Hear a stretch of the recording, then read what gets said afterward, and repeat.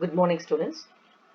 In our today's business studies class, we are going to learn directing part 2. In our previous class of directing part 1, we have learnt about what is directing, what may be its principles of directing, what is its importance and further. In today's class, we are going to discuss about what are all the elements of the directing. Directing it is not simply just giving an order and following whether the order is executed in a proper way or not.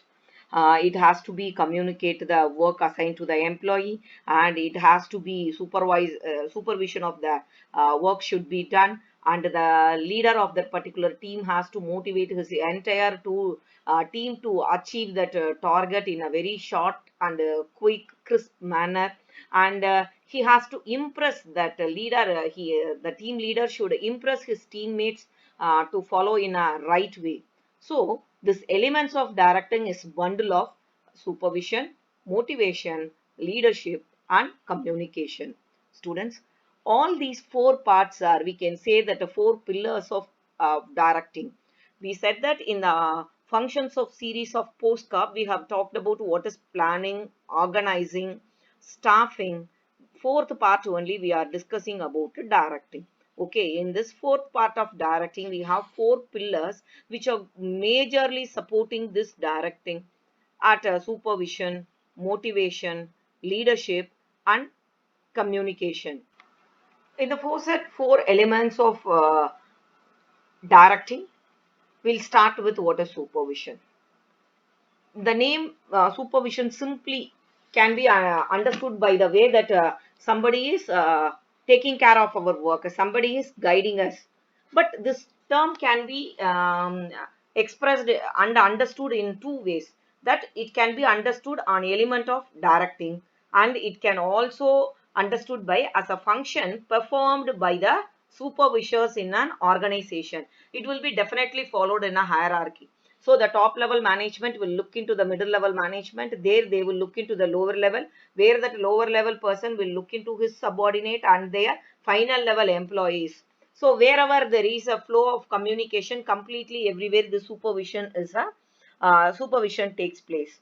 It is an element of directing. Every manager in any organization has to supervise his or her subordinate.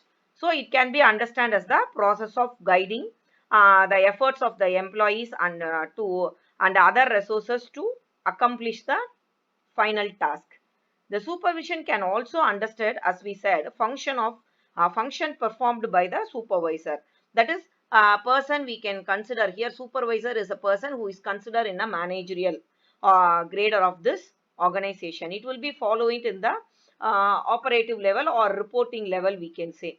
The functions and the performance of the supervisor are the vital part of any organization because he is directly related with the work. So he is the one who will know about what is the feedback of the real situation.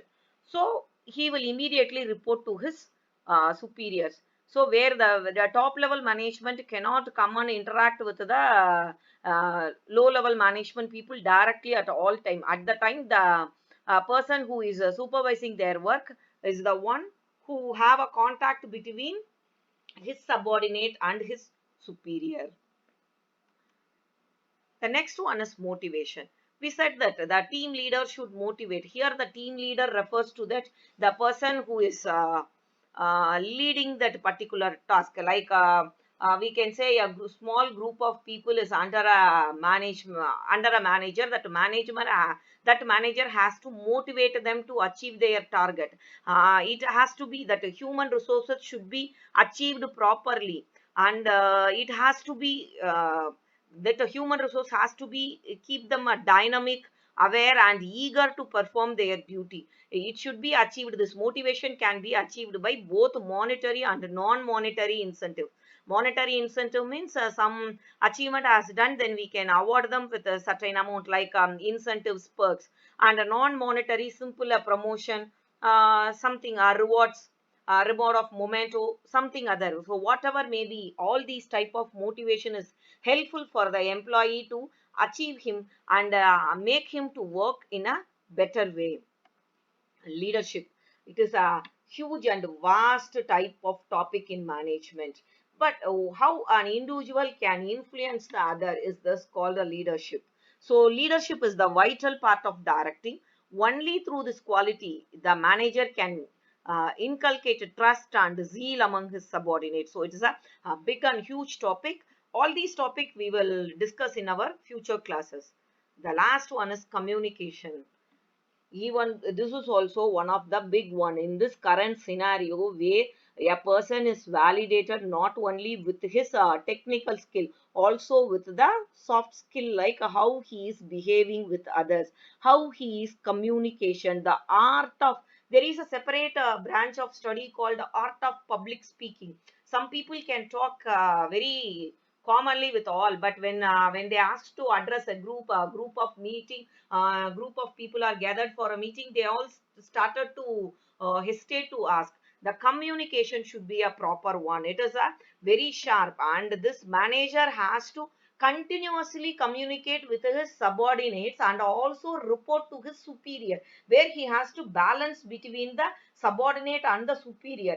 He has to properly send his order from the superior, and he has to pass through the perfect teams. And after that team is work, is there any problem, how that work is going on, regarding that work the report has to be properly get back to the superior. So it is a very essential and a effective tool. That communication is a very effective one. Communication, by developing it, will develop mutual understanding.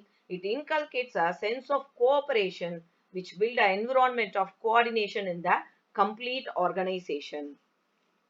In our today's class, we will discuss in detail about what is supervision, what is its importance and feature. Already we saw that supervision means that is somebody is over guiding us or overseeing our work, right? So here it is a person is appointed to direct and to help the work assigned to a team of people. It is nothing but a type of a guidance.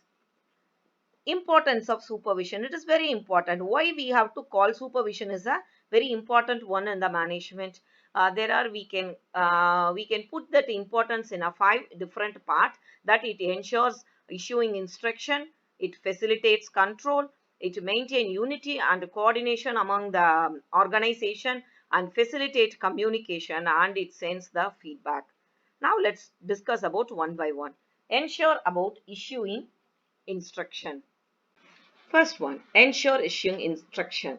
Supervision maintained day-to-day contact, and it has to maintain the friendly relationship with the worker. So he has to ensure that all the orders, that the instructions and the guidance has reached to the duly communicated to his subordinate, and what is the work is going on. He has to ensure that. The next one, facilitate control. The constant supervision facilitate control, that he ensures that whether his subordinate perform as per the planned target. Is there any trouble in the target? Is there any trouble facing by that subordinate? How it has to be rectified? And is there any assistance to be given to him? Everything will be identified here, and everything, the situation is in a control of the supervisor. Then maintain unity. It has to be the maintenance of unity among his worker is a very important one. If there is conflict among the workers, it won't give some amicable situations to work them. So he has to sort out the internal difference, and he tries and he will success in maintaining the harmony among the workers. And he has to facilitate communication. He acts as a link between workers and the management. He conveys managerial ideas to subordinates, and once the idea is working out and what is the problem faced by his subordinate will be also reported to the management, and sorting out of the problem, everything takes place through this communication channel. And feedback, final is a feedback. A supervisor is a person who analyzes the complete work performed by his team and also give the feedback to the workers in the initial stage. He will give the feedback regarding how that work is done, whether if it is taken a too long time, or if there is any problem in the finishing part. Everything will be analyzed by the supervisor time to time, and if there is any problem, it will be indicated by that supervisor to the workers. Then he not only simply he will point out the errors in that, and he will suggest the ways to develop, how to overcome that particular problem, how to rectify that error, and what are all the new skills to be developed among his worker, uh, for further no error in their work. So he will advise them, or he will suggest them what is that technical knowledge they have to develop, or what are all the new skills they have to achieve with them. So here he has to follow all these work, this feedback, everything, even the feedback to the management, as well as the initial feedback of the supervisor is only to his subordinate. He will rectify the error. Once that everything is over, it is under control, then he will immediately feedback. The work process will be reported to his superiors. Students, in today's class we have discussed about the what is elements of the directing. We have discussed about 4 different elements of directing, as supervision, motivation, leadership, and finally communication. And we saw in discussed detailed about what is supervision. We have discussed at a various part of the supervision, that why supervision plays a key role among the organization, how the supervisor ensures the performance of the work, and how the supervisor provides a good when he is rectifying the feedback, rectifying the error, how he is given the internal training to them. So everything we have discussed today. As usual, go through the same topic in your NCERT textbook in for the further detail. Read the lesson 2 or 3 times, understand the terminologies used there. As usual, prepare MCQ question for this topic of elements of uh, directing, and also for supervision. Thank you, children. Catch you in the next element of directing. Thank you. Stay home, stay safe.